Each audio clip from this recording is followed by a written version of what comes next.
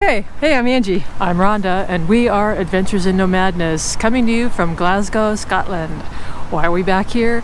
Well, day 11 and day 12 is a transition days, so we've left Skye and we've ended up back in Glasgow, dropped off our van, and we're prepping for the start of the West Highland Ways tomorrow.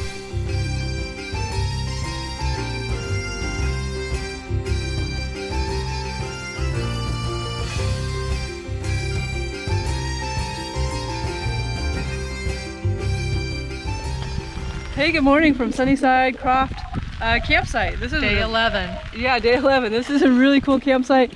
We'd love to show you more of it, but it is dumping rain out here again. Don't have the mic on, so I don't know how the sound is.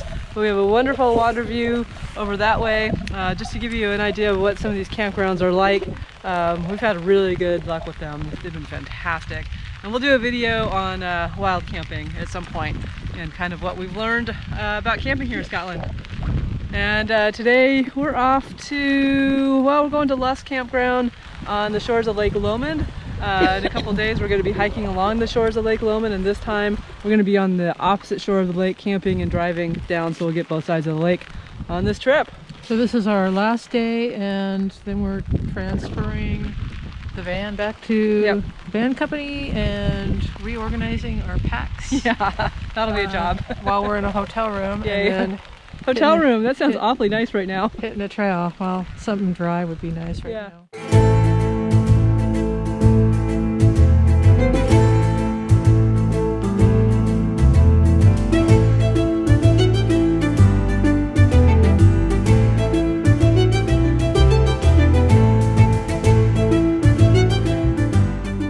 So I just got out while Angie was stuck in traffic.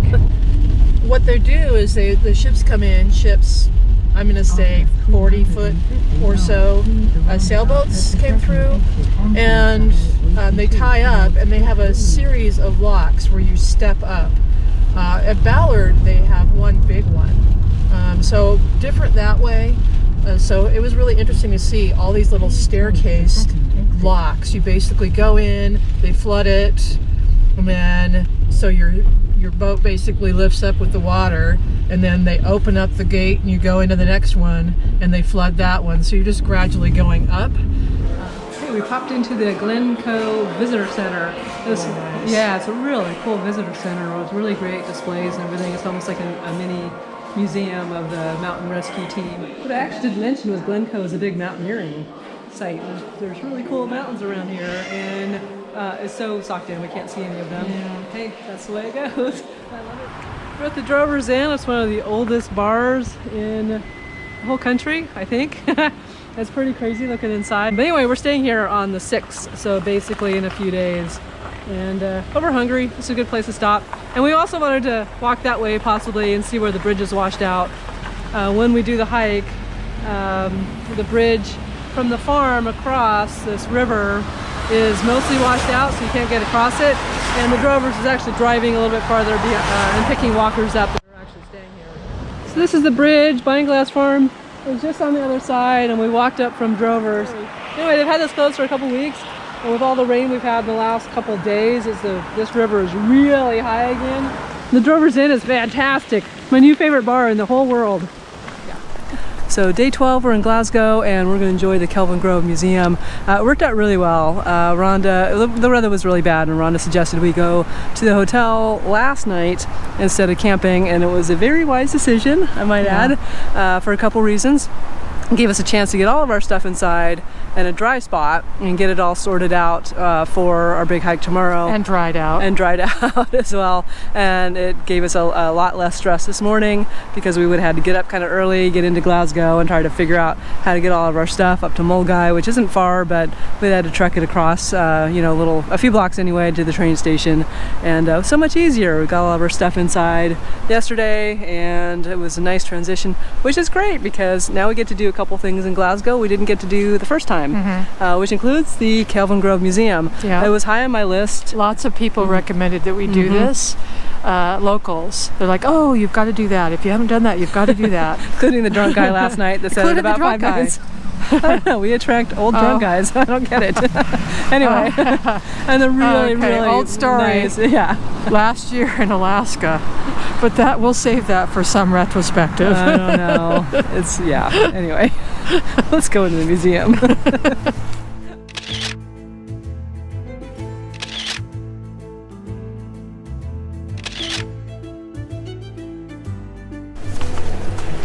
Well, this museum is massive, and I did read that it was kind of compared to our Smithsonian. It's a lot of history and a lot of art, including some major pieces by Salvador Dali, Claude Monet, and Charles Rennie Mackintosh, who's one of Scotland's biggest artists.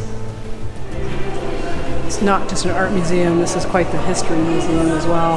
So it tells the story of Glasgow from medieval times up to modern times. So the very first museum opened in 1870. Kelvingrove opened in 1901. Now there are 9 museums across the city that hold over 1 million objects.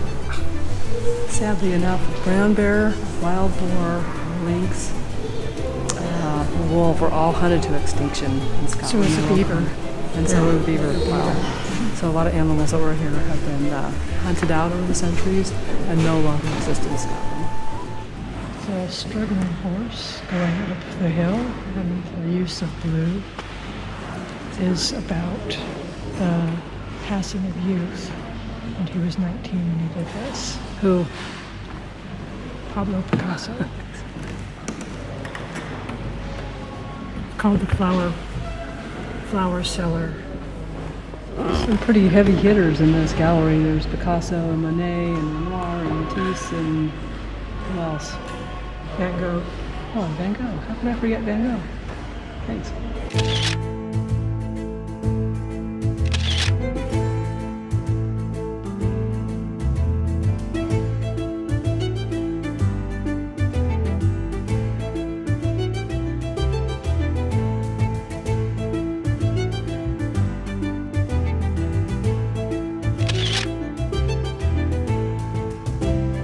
It's just like an Alfred Hitchcock movie, where it's completely quiet except for the heels of somebody walking on tile.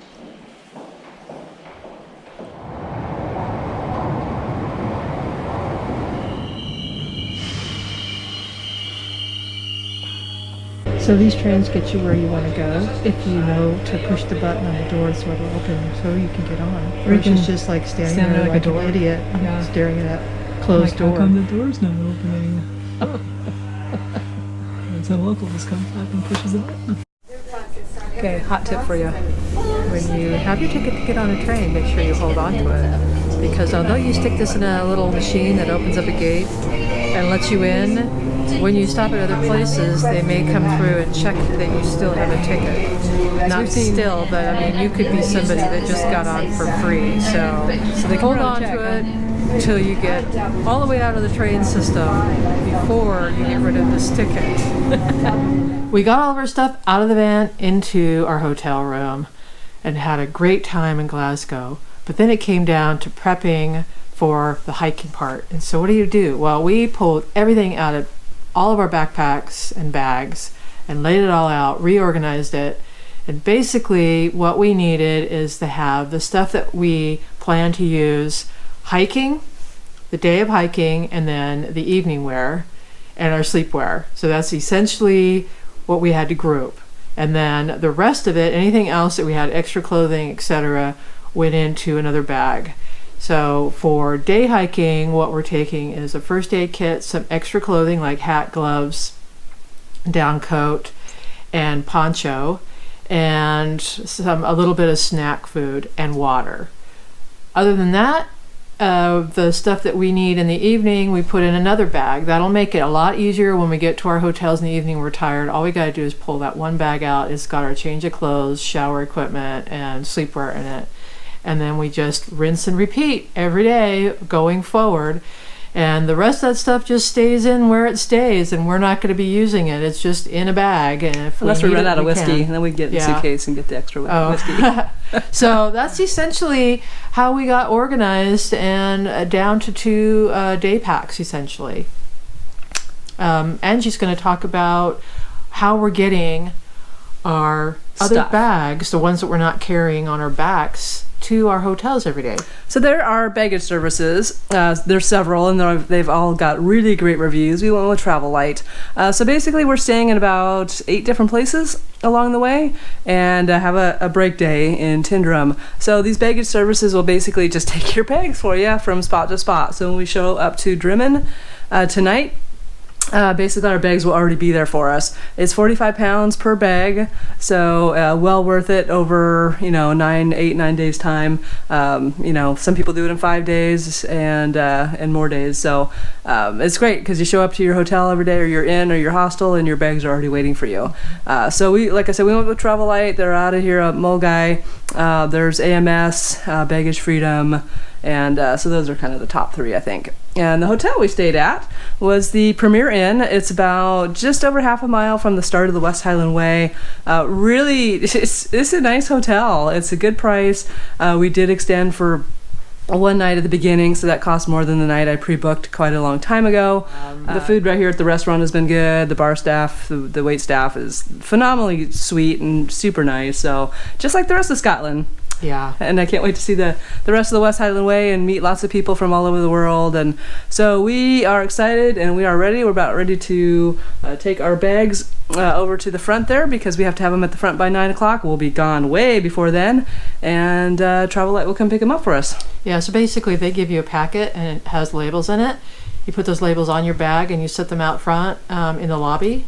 And the lobby is totally aware of how all this stuff works. So this is the close of day 11 and 12 with a little bit of day 13 in Scotland as we finish up our transition. So now with day 13 being day 1 of the West Highland Way hike, you can look forward to those upcoming videos. If you've enjoyed these so far, give us a thumbs up. I hope you continue to watch. We're having a great time in Scotland. This is dirty clip. There we go.